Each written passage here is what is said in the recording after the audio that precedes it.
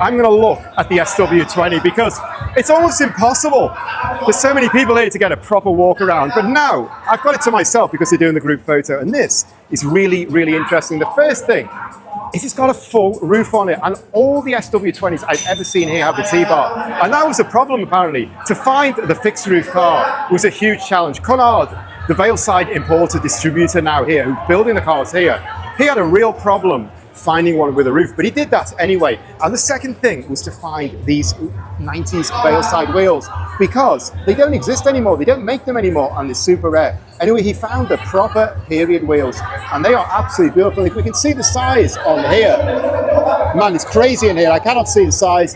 225, 45, 17, absolutely as original as it gets.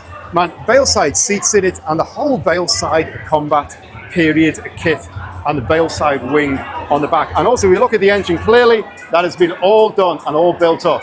And you might have to trust me a little bit because it's so dark in here, but we can actually see the labels. If I come round a little bit, we can see the labels here, the original Japanese stuff on the engine cover, which is flipped up. Anyway, that engine looks absolutely beautiful. We'll look at the back end here. It's got two big bore exits.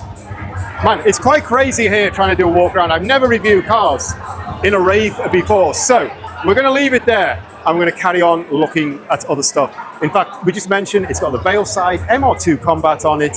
Absolutely beautiful. We've got Warren and Andrew here, man. The whole works are out. And we also didn't look at the front end, and that front end is absolutely incredible. It is huge, it's sticking out.